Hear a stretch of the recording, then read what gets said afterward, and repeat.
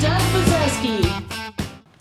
Well, another best of episode, highlights of some shows that were shown earlier in the year.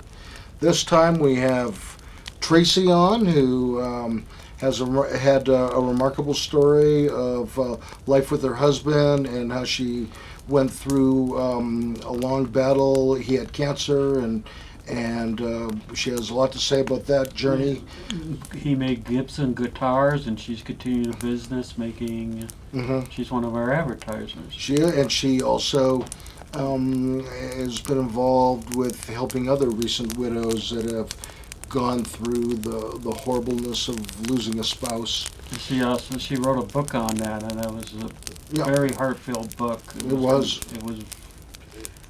bittersweet to read it. It was interesting to read, but you could see the love she had for her husband. And then we had Taylor on, who was a 9-round kickboxing instructor who shared she lost a lot of weight, and she talked a lot about her love of traveling and national parks and camping. And she right away moved to Boston. I don't know, was us that caused that? Right? I think so, actually. I think so. And then one of the pastors on, who is also quite an outdoorsman and doing work with kids in outdoor camps, Eric Badiger. Badiger. Well, here we go again. We'll review that last name. My apologies to the pastor. You forgot about Julia and Ty. Julia and Ty, another 9-round kickboxer, and she's an artist. Yeah, she left the job because she had a baby. Yeah, she was quite pregnant when she was on, and she had a little boy. Afterwards, and Ty changed jobs. He's now working. I don't remember what he's doing. He's at TSA now? TSA, yeah. TSA? Yeah, TSA. He's the one that steals your toothpaste when your tube is too big. I remember that episode. I think we talked a lot about the TSA rather than our guests. How much we didn't like the TSA. Well, it has a function, and it's been decided to do that function, and I'm glad it's someone like Ty who's like... a reasonable person and this stuff. I mean, most of the TSA people, they're very polite when they do job, and it's like... They're really polite when they take your little tube of toothpaste that's just a touch too big. But this is contraband. It's like, oh, man. But they said you can have it back, that's the thing. I've had so much fun stories with them. I always pack these... tin foil packets of tuna fish, you get like for $1.25 at Walmart, and these things always fail. They get pulled out, and they're always swabbing these. How come you do the tuna fish? Because I eat it in the plane, in the plane and in the airport, because it's good for my blood sugar and for controlling it. You should tell them that. I know. Instead, they throw me up against the wall, and they're swabbing this tuna packet for explosives. It's what are you going to get? An exploding tuna fish? Maybe you tell them, I have tuna fish in here, and you're going to look at it. Yeah. But it's for my blood sugar. Yeah, they say, yeah, sir, we've heard it all. Anyways, some of these episodes will be fun. I think... they should sell little tuna fishes for the diabetic people in the stores. I think so. You got an idea here. Maybe we could have 2 Men and a Duck official tuna packets. Yeah. For diabetics like you. Yeah, and just warning, as we review some of the highlights of these episodes, I think Doug and I chattered a little more than usual. Just like this introduction. Please enjoy the best of for these people. So, Peter, remember Tracy Flewelling? That would be Flewelling. Flewelling. Well, there. Tracy Flewelling, yes. Glad 2 of us can pronounce it. Yeah, she's related to some of the people here in the room. And she... but she is nice anyway. But she's not the normal one in that family. She's actually a real human being. Boy, very intense episodes with her. Yeah, because her husband had a horrible cancer, and she described the process of being a loving spouse, trying to be supportive through all that. She shared some ups real and downs, but a lot of how downs. hard it is. And then she also She wrote a book about that experience. wrote a book about that, and that too. was a very heartfelt book. I read it. You read it. Mhm. And I mean, it was a lot of stories. You know, there's some good times that can happen when you know your spouse is dying, because you just can't remain depressed all the time. Sure. And I think that's one of the things. I think Neil, who I really would have liked to meet, you know, also knew what Tracy was feeling, but he wanted to have some happy times too with her. And Neil made guitars. He was quite a woodworker. Gibson guitars. And Tracy has a woodworking business now. And she's actually one of our sponsors now. Yeah, she is. Very That's important fantastic. to remember. Yeah, and so she, just putting a plug, she makes wooden Tiny tables. Yeah, she also makes like crosses and stuff that might Pizza be used, deals and but also that might be used in a more liturgical type church where they're carrying little crosses around and stuff like that. She works for a very large company that does the liturgical stuff, and the wood that they bring in is just phenomenal. But Does she do something like for in the kitchen too? yeah, she does pizza peels. She does things that you can put the hot pot on. She does coasters, all kinds of things. She's really Yeah. So check out She's that very episode. talented. You know, there may be something that you could order. You know, she's a widow. She's doing fine, but I think that anytime we can support people who've been through hard things like that, that's a good thing. And the other thing I really liked, though, what she was doing too, she also talked about, you know, a year after the fact, a year plus after the fact, that she was beginning to help other widows that were going through the similar thing, and that she had used that experience to be in a place to help other people suffering in the same sort of way. So kudos to her. I mean, yeah, that's a good thing. And I would have really liked to meet Neil, because she told some fascinating stories about, like, when he first asked her out, some of the dating, and I mean, didn't he some drive of like a that. motorcycle or something and pick her up like on a Harley? Yeah, he showed up at my mom's door, long hair, motorcycle helmet in his hand. Tracy wasn't there at the time, and they got along great later, but it wasn't a great first meeting. well, you know, and then he goes to the store and he buys like a gallon of milk so he can ask her out. And she started to figure it out, and she had to almost force him to ask her out. You know, like, Yeah, I'm not sure that has changed much for guys asking girls out. yeah, it's like, whoa, well, I'm gonna do this, and maybe she'll notice me, and I can ask her out. Well, of course, nowadays with the price of milk now, that might actually be a pretty good move. This is a rich guy. He can afford a whole gallon. Gallon of milk, But yeah, that's some great stories. Welcome back to the third chair. I'm Peter. That's Doug, and How you can knew we that welcome already. us back when we're just started? That's right. That's amazing. We are back during the new year, and we have a special guest with us, Tracy Flewelling, who well, has we've flown done in 12 from Maine. We've done 12 episodes because it's April or February, one of those months. Well, you know what? I We're don't even know. very organized. We're planning ahead. I don't even you know know, what month it is. I don't even know. We're on one of the days of Christmas. So, Tracy, But it is 2022. Whatever. It is anybody- 2022. I do know that. 2022, you've flown in from Maine. My first question for you is, are your arms tired?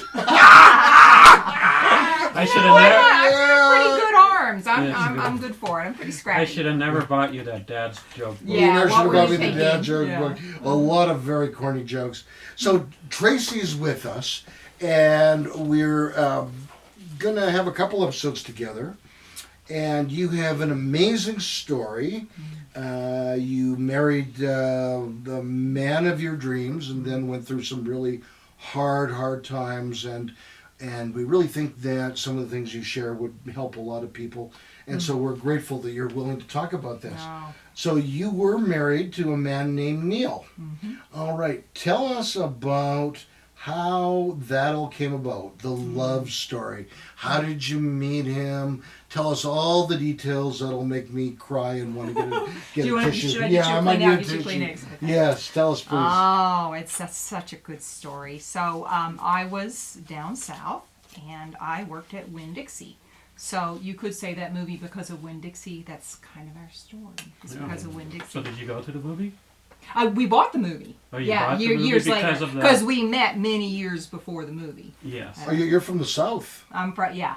So you're Southern girl. Was that like Southern Georgia kind of? Well, I was born in Texas, and then Texas. our family, we did actually live in Australia for 5 years. That's a little south too. That's quite south. Very yeah. South, yeah. And then we moved to Maryland, and then we ended up down in Georgia. Mm. And then actually what happened is our father left our mom and kept moving, and we stayed put with our mom. So we were in okay. Georgia.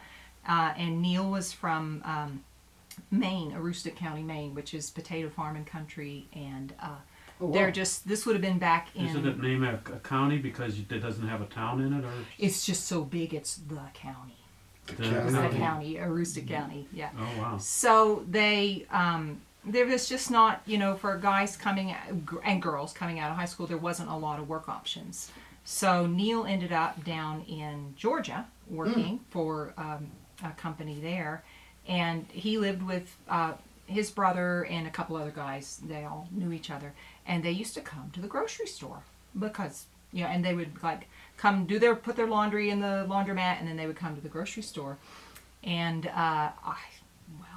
we just saw each other. And actually, it's kind of funny. Neil had he had long hair, and he had a beard, and he had like most beautiful eyes, just kind eyes, and rips in his jeans. All he had was a motorbike, and he Was it would. a Harley?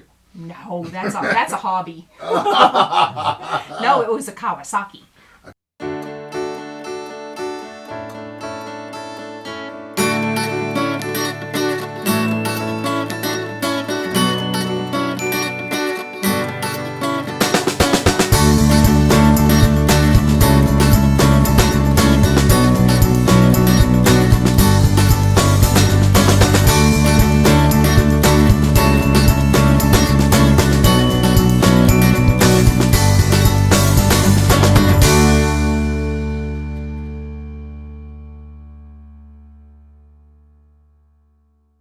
We had repeat guests. This couple was our repeat guest, Julia and Ty. Now this was our first repeat guest, I think. Yeah. First repeat guest, yes. Yeah. So Julie was on within the first 5 episodes when we started way back when, Right. and as you recall, she was a 9-round trainer, and we learned she also was a mermaid at the Denver Aquarium, where she got The in mermaid episodes. She got in full attire and got in the water and be holding her breath and swimming around like a mermaid. Yeah. For with kids, how much functions. did that weigh? 30, 40 pounds? Yeah, it was big, yeah. Her tail? And Yeah. very, very serious. They had safety divers in the water, and they're Oh, yeah, watching you the better with that ladies. much weight. And Yeah. eels that would bite you. Yeah, and I think there's some even nurse sharks or something in there. But we showed some clips of her doing that, and also a phenomenal artist in her own right. We showed some of her work. She has sort of She likes to do mermaids. and she likes her artwork has a little bit of a manga feel to it, and as well as some classic techniques. Really Nice great. mixture. I Yeah. mean, I liked her paintings a lot. Yeah, And there then was she a- had some like outer space, Mm-hmm. and I always like outer space. Yeah. So on the first episode, we also had a clip of her putting me in a vascular choke at 9-round kickboxing, and her throwing her husband around.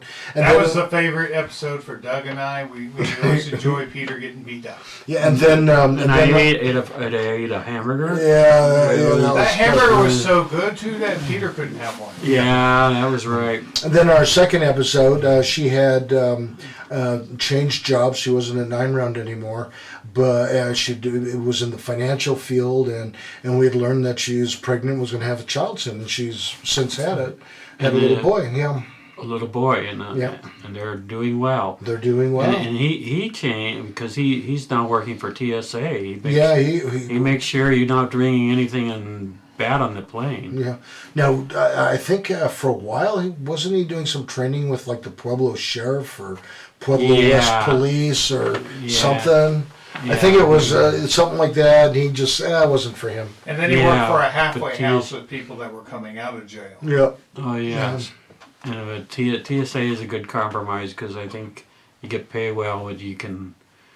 It's mostly, I'm pretty sure, basically nonviolent. And I mean, people, you find something, and most time people say, "Oh, they can't bring that on board."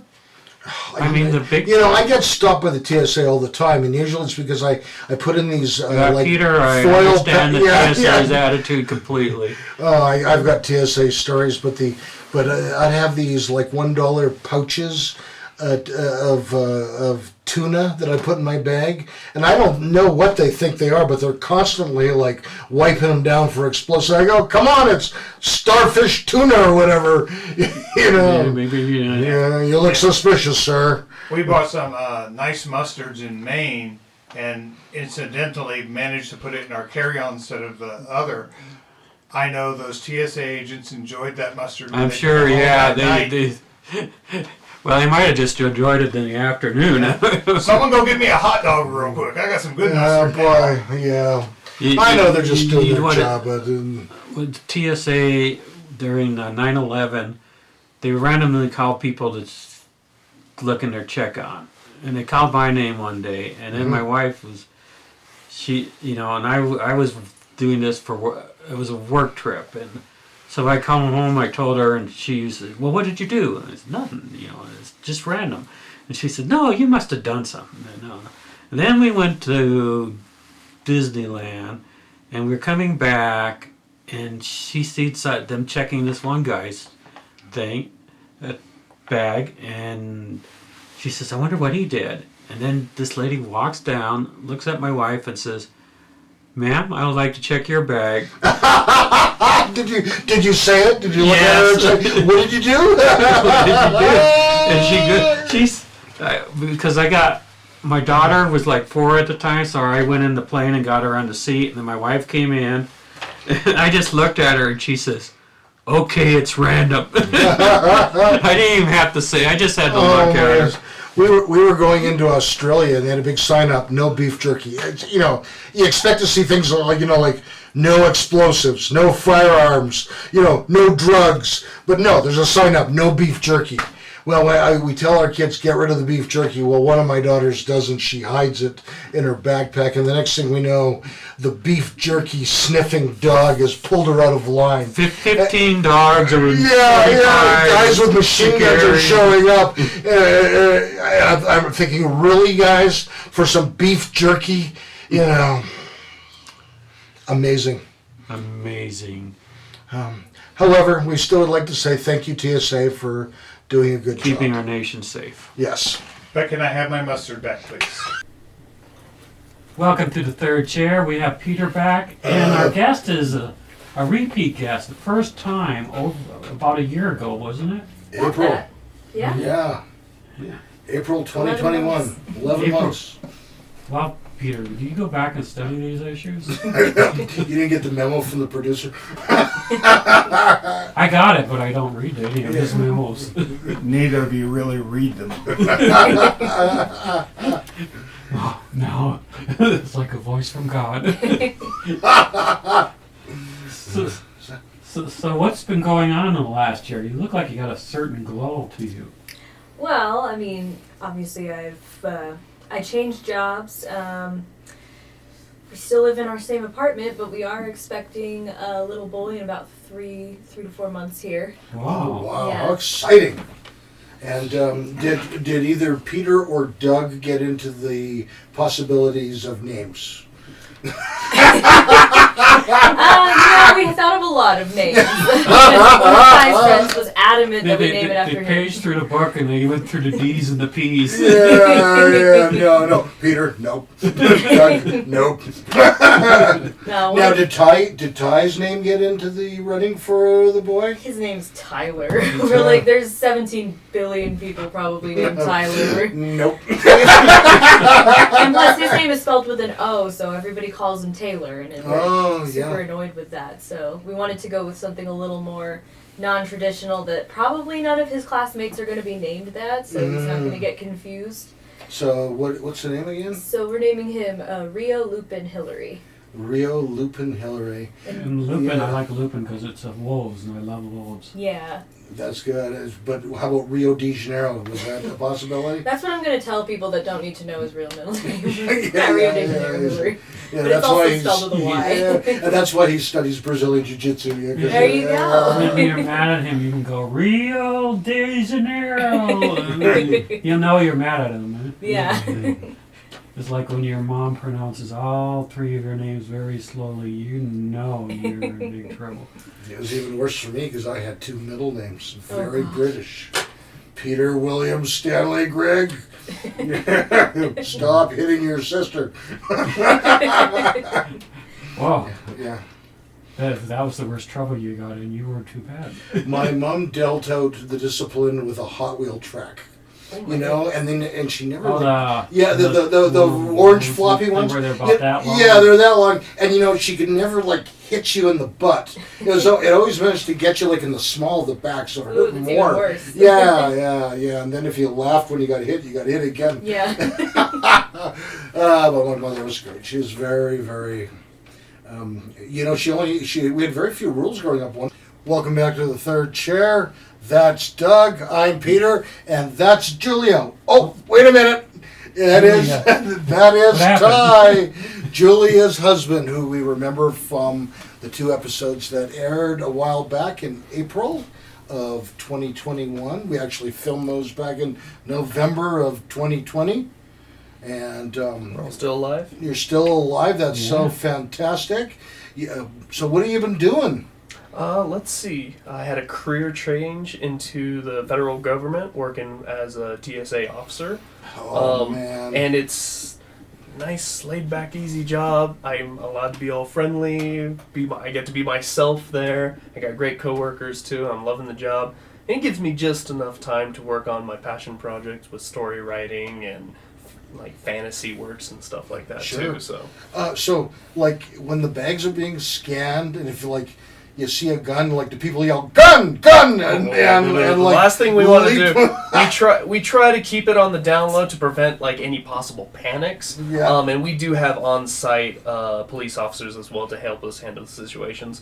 Worst case scenario, if anything gets out of hand. Do you have a secret code that means No, it's just hey, lead supervisor, can I get some help? And that's pretty much it. Nothing crazy. So, but then we grenade you. yeah, no. Yeah. We Yeah. keep it. We try to keep it on the down low. So. Yeah, when I took my 12-year-old son on some international trips to Europe and Romania and Hungary, I had to tell him that you cannot make jokes about bombs. Oh yeah, very much so. Yeah, Very even if much you're so. a kid. Yeah, It's yeah. no. I tell my daughter, just answer the questions they ask you, very, very polite, and then you can go swimming tonight. Just yes, no, I don't know. Have a good day. Good old-fashioned bribery. Yeah. Yeah. And then we went in this chain, always had pools, and we went to a hotel without pool, but she says, well, that's all right, Dad, we'll go out of pool the rest of the time, and I'm apologizing to her. There you go. So I bought her a soda, and then she was happy. There you go. Yeah, I have a friend who is a firearms creator, and he's got a Class 3 license. He manufactures firearms. Oh wow. And he just put his firearm in his check-on bag. He just had a brief mental lapse. Yeah, and man, they found it and got excited, and all the police came, and the interesting story, I won't say his name, but he was very well known in the firearms industry, and like police from all over the city wanted to come and meet him. They're booking him. We caught a celebrity. Yeah, we caught a celebrity. And for the people that know Yes, it firearms, sounds- they caught a celebrity. Yeah, And they didn't just drop by. Hi. Yeah. well, long story short, after the lawyers were involved, I think he ended up with a fine for littering, and that.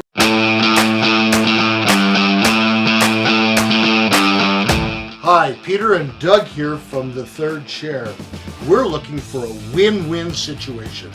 We want to keep these videos put up on a weekly basis, and we want to help you succeed with your business adventure. And we've brought up as a show a lot of important issues that people are interested in, and we brought up a lot of local actors and artists and bringing them forward, which helps them as well as our audience members in finding some of these things. So there is an email on the screen. Send us a note if you're interested in knowing about some of our sponsorship packages.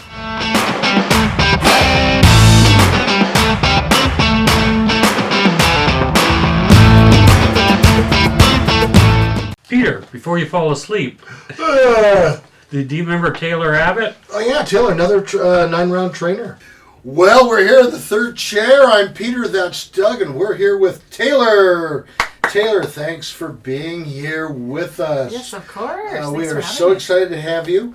And as we mentioned in the introduction, you are a woman of many talents. I'd like to think so. Yeah, we'll talk about some of those. Very, very athletic, including working as a personal trainer. Yes. Most recently at 9-round, we've had some other 9-round trainers on to hear their stories. So let's get into it. Being a personal trainer. Yes.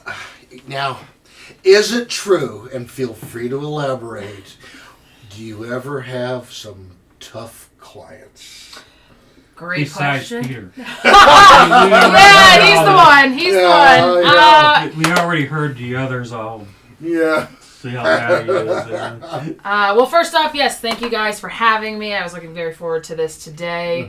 Thank you to the audience. But yes, great question. I have had a plethora and abundance of different clientele over the last couple years that I've had an opportunity to work for. Very grateful. They've all taught me different lessons, life lessons, and I think that's been my biggest takeaway. I've learned a lot of patience. So that's been a big one for me. Patience. I struggle with that still to this day. It's a bit of a challenge, just being able to control my emotions, reaction versus response. So I think overall, I used to maybe get a little frustrated because I wasn't sure how to handle the situation, but I'm thankful for those opportunities with those challenges, depending on what client I'm working with, because they've helped me progress with where I'm at and how I can better myself for others in the future. That's good because it took me 50 years to learn that patience is a key, and you done it in That's nice, yeah. a lot younger than I did. And and I'm a doctor, and you can't be a doctor without patience.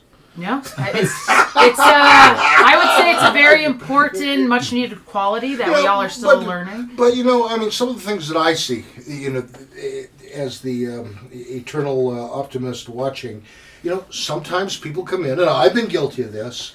Well, let's just say there's not a lot of effort in the workout. You're there where you're supposed to be punching a heavy bag like hard, and sometimes the clients, myself included, tap, tap, tap, tap, tap, tap. Yes. Yeah. Yes. And don't you just feel like going over there and saying, like, hit the damn thing? Yes, but I have to take into consideration. I'm obviously coming from a trainer standpoint, but I don't necessarily, know what happened within somebody's day. And I think that just goes for anybody I run into throughout my interactions with a daily, a day. But, I do the best I can to be encouraging, to motivate, to coach. But at the end of the day, it really comes down to the client and the member. If they are wanting to push themselves a little further, I can only do so much. So I think I just have to take into consideration where they're at, accept that, and do what I can and be happy with that. Very, very shy young lady. Yeah, no, very outgoing. Yeah, you know, she actually, if you watch some of the film when we shot Melissa or Julia's episode, I forget which one. Oh yeah, she actually was there that night, and she's in some of the shots. Yeah. And what?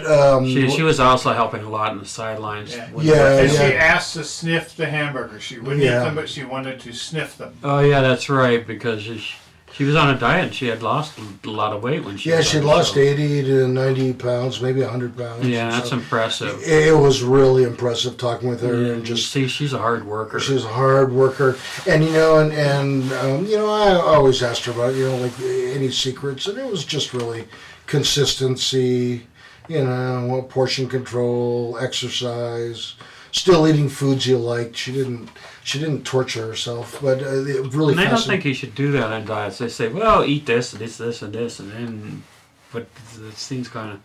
I think you cut your portions and exercise. Well, you know, you most look people are going to lose a lot weight slowly, and I mean, that's if why you you should lose it. If you look at bodybuilders and stuff, I mean, they just don't eat whatever they want, though. I mean, there's a level of high functioning fitness where, you know, they do count calories, they do count grams of protein. You know, there's a lot of exact art, which is why I could never do it, because I couldn't eat like 7 meals a day of just chicken, broccoli, and brown rice. Yeah, they're doing it to get. Yeah, super shredded and cut and stuff. And You like see that. some of those athletes, and I think it's hard for us to. We see what they can do, but we don't see what they go through and what good shape they're in. Yeah. See some of those guys. I mean. So some of the discipline is pretty amazing, you know. And you think, oh, there's a big muscular. I mean, we've had Joe on the show before. Not Joe Risudio, or I'll get his name. A friend of mine, amateur bodybuilder. He was also working. Oh yeah, and he was the one. Was he the one that body pressed 1,000 pounds? Yeah, it's something like, I don't know, or something like bench, that. Leg press. Leg press. Yeah, leg press. But you know, but it's so funny listening to him. He says, you know, Peter, if I don't eat 8,000 calories a day, I just lose weight. Yeah. And he's serious. Yeah. And those of us just wanting one donut are thinking, crap. But you know what? He can't eat the donut either. He doesn't. Because that wouldn't fit into what he needs to do to get the strength that he needs. And he was in that film too. Yes, the guy. Was. I mean, just jumping like. That's a pretty doing amazing push-ups feat. with his body straight up and down. Do you remember he had like 2 weights in each hand, and he did like a handstand on the weights, and then was doing push-ups inverted. Yeah. But I mean, his shape is. I mean, and you look at the professional athletes are at least that amount. You know, a lot of them. I mean, they really have to make sure they take care of their bodies all year long. And what I found fascinating talking with him about it all too is, you know, he needed a certain number of calories, and he ate relatively clean. You know, so like it was chicken and salmon and broccoli and brown rice and things like that. But if he had like a McDonald's hamburger or something like that, he would tell me just how horrible he would feel. How even eating that could throw off his workout and how he felt. Yeah. And I always thought that was pretty fascinating. Yeah, it does sound fascinating. And it's one of the things I think I've been learning, like, in the last few months, rethinking on, like, holy mackerel. Yeah. I'm on a baseball site and somebody wrote, yeah, they're friends. I was a good amateur athlete, and then I went out to this event and we were with some professionals, and they're like, holy mackerel. I feel like a wimp next to them. Well, yeah. You know.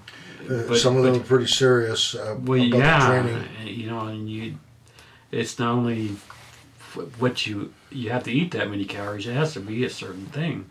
Mm-hmm. And otherwise, like you said, the McDonald's hamburger, which, you know, isn't that big, and you wouldn't think it would throw you all off, but for some people it does. Yeah. Yeah, there's a trainer, another trainer in 9 Round who's got his professional license to box. and I was talking about how he trains basically doing something 7 days a week. Now, one of those days or so might just be stretching, but 3 of the days is incredibly intense.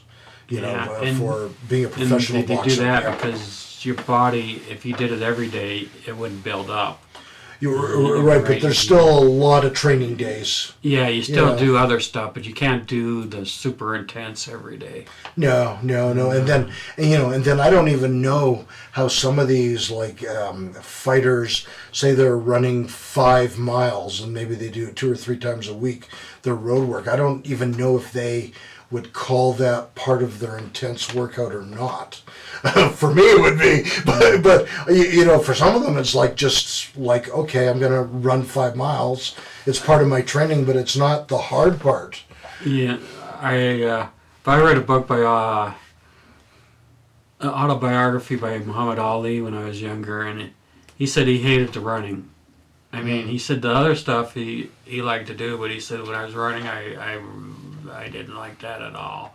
Yeah, I mean they have to figure out, and when he was training too, the philosophy for boxers was a little bit different. They didn't push the weights as much as they do now. Yeah. I mean, you could look at the difference of Muhammad Ali in his prime versus, say, Mike Tyson.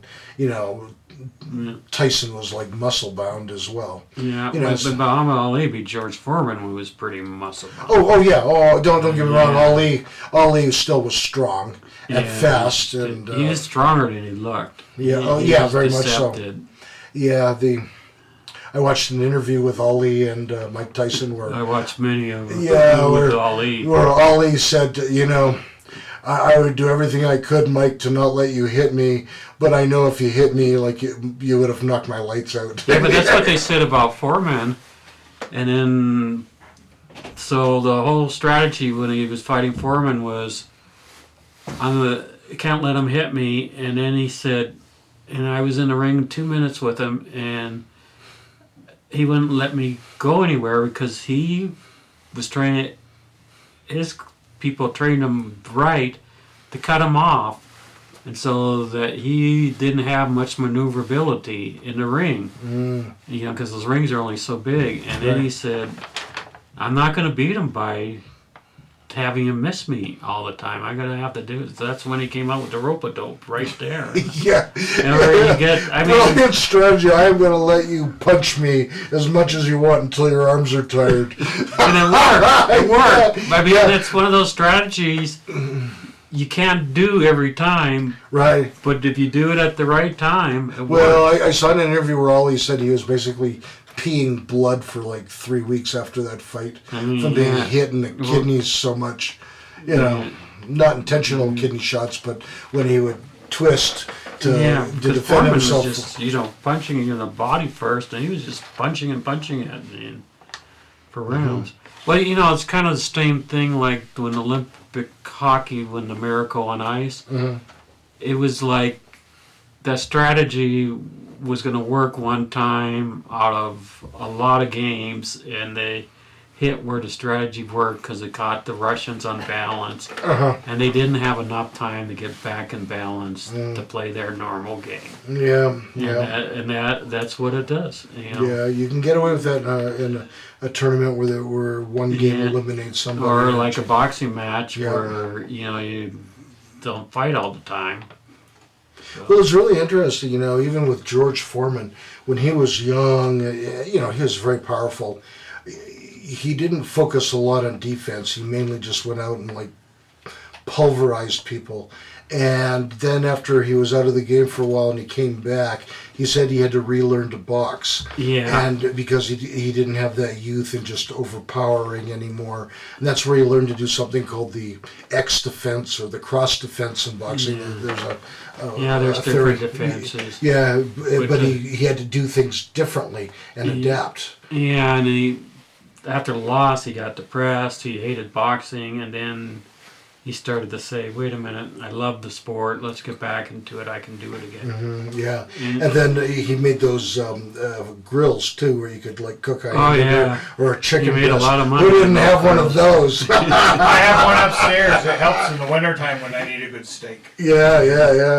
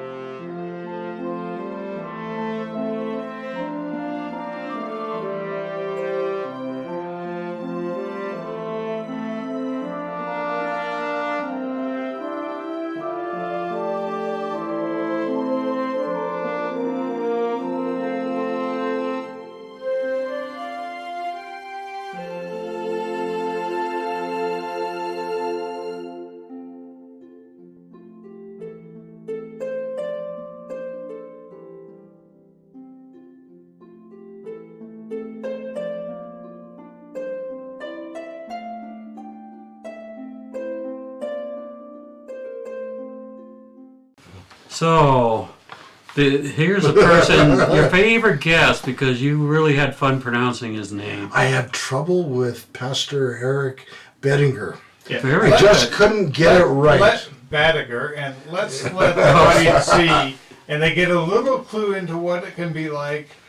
We do these shows. We never cut in the segments. They're always done straight through. When we film with just Peter and Doug, not so much. Take a look at this.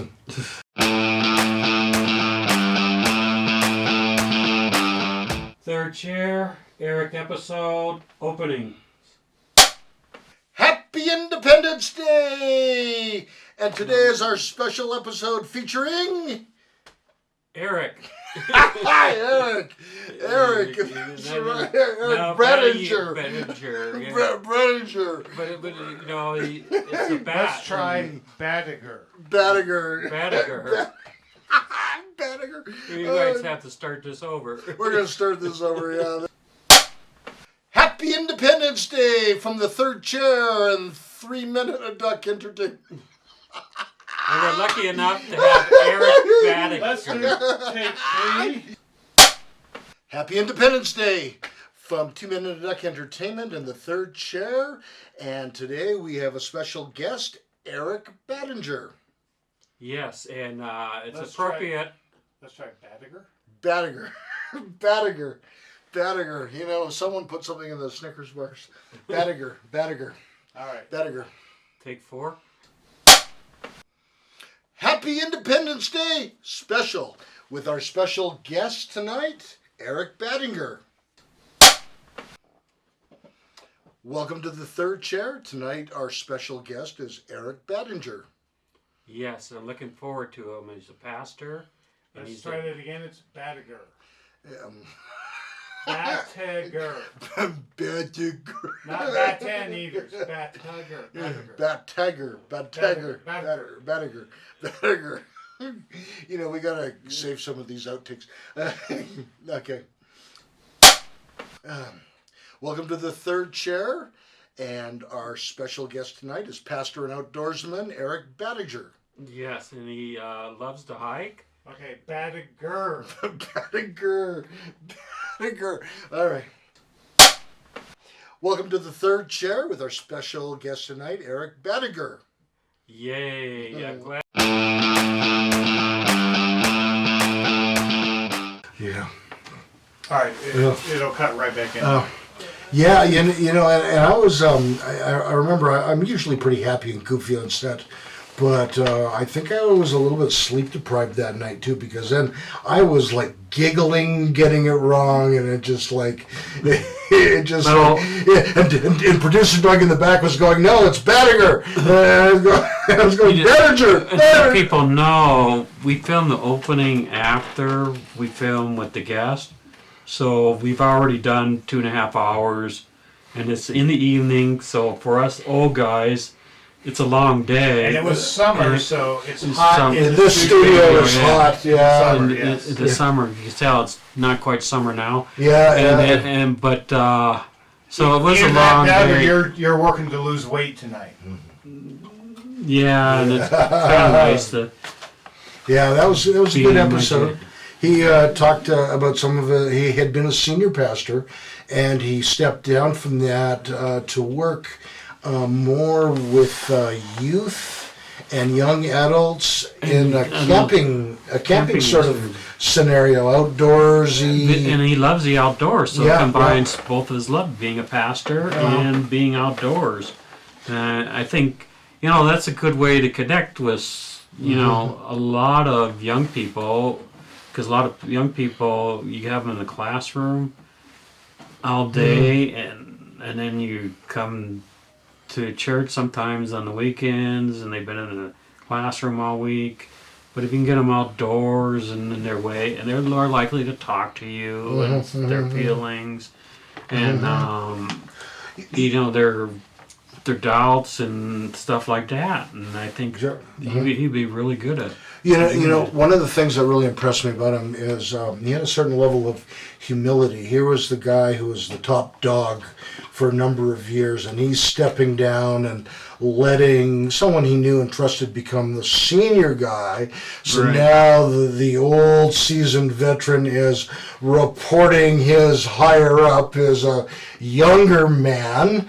And so I think that takes a lot of humility to be able to do that and to do it with your heart. Right. And I think he was willing to do it though. Yeah. Because he's still he's doing something he loves, and he's doing out of things he loves. And I think sometimes when you get to the administrative part, you kind of like wish you weren't doing as much administration. Sure. Oh, sure. And I think I think that he was in a time of his life where he did want to do it. I mean, it takes humility. But I think it also wanting to get more involved with the one-on-one action rather than I sort of equate administration like with the whole idea of editing. it's like Editing. I know for me that is just not my calling. When Peter's bad, we'll make him edit. We won't use it, but we'll make him edit anyway. Oh man. But, Oh yeah. So that was a fun episode with him. yes. Welcome to the third chair. We have Eric Bettinger. Is that how you say it? Bettinger. Bettinger. Bettinger. Bettinger. Bettinger. Yeah. Like better up. There you go. Bettinger. There you The batter goes grr. go. Yeah, that'll work. And Peter is here again Yo. with his trying to be a pirate still. Yes. Hopefully they air these in order so they get the pirate joke. Yeah. Arr.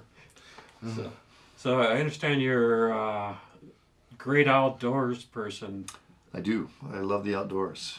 Do a lot of different things outdoors. Yeah, you're in the right state for it. I aren't you? know. I thought, when I was, we moved out west to Wyoming when I was a young teenager, just in junior high, and I was from West Virginia, which I enjoyed the outdoors there. I was in Scouts and stuff, and that's really where I Oh kind yeah, of that got my has some start. pretty country. That's some very beautiful country in there, so scouting kind of got me started. But when we moved out west, and I saw the Rocky Mountains, I thought, this is it. This is So where did you move in Wyoming? Gillette, Wyoming, Okay. which is in the northeast. Any part of the state. relationship to the razor? Well, it's just they call it the sharpest town in the west, so I don't know. The sharpest town in the west. Oh man, that's good. You like that one, huh, Peter? I like that one. Yeah, it's really good. That's good. Yeah. But we lived there for a few years, and then my father moved us down to the Denver area. We lived in Parker, and I graduated from high school up in Castle Rock. No. Oh, okay. Yeah. Not too far from here. Right, not too far. And so when you go outdoors, what is your favorite activity out? Well, I just enjoy hiking. I just enjoy being outdoors, and what I've been learning in the past, 5 years or so after doing this, my entire life, is just being present. The whole idea of mindfulness and being aware of your surroundings and so forth more and more. And so that has made hiking so much more enjoyable and so much more beneficial for me. But I'm a sportsman. I love to hunt and fish and a backpack and all that stuff and day trips. So anything to get outside. So where do you go fishing around here? Because there aren't a super amount of that's one thing Colorado isn't. Well, not like the Midwest, but there are plenty of places to fish, and we have warm water fishing. A lot of people think, there's no warm water fishing, but we have Pueblo Reservoir down the road, and out east there's a bunch of reservoirs, John Martin Reservoir in the southeast part of the state, and up north there's some state parks. Barr State Park has a nice lake, and there's some beautiful places just here up on the Front Range and so forth. So what would be like cold water fishing? Do you have to go to Minnesota for that? No, cold water fishing would be anything that, is not warm water fishing. Yeah, exactly. Your warm water like you have to go to Alaska to cold water fish? No. But the mountain streams and so forth, where it's basically snow runoff, all year. And so that's where your trout and those kind of fish will be hanging out. But, sure.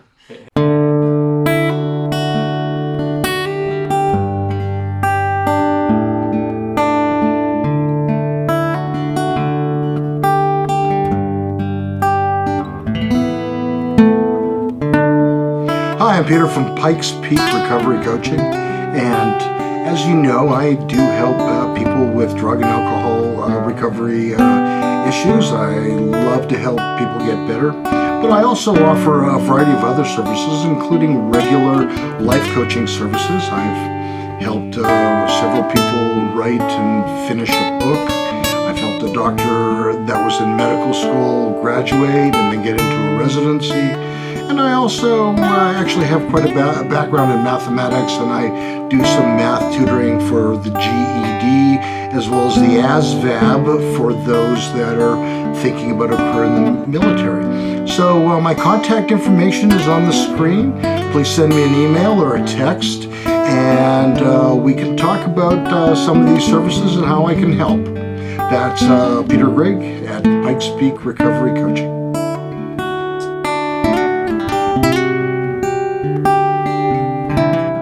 Well, we had in this round of the best of highlights, we had quite a variety of different guests, from Tracy, the story of her woodworking after losing her husband, Julian Ty, she's an artist, had a baby, Taylor, the 9-round kickboxer who moved to Boston for new work, but still builds into her schedule travel all over the world and national parks.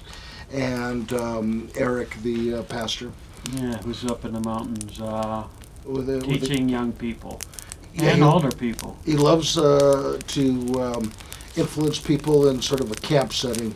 This camping trip's a little bit of a disappointment because in one of the bags that's supposed to be marshmallows, you packed tuna fish. Yeah. Very disappointed. And another shameless plug. We're filming here for in front of a campfire because, frankly, we think it looks really great on TV.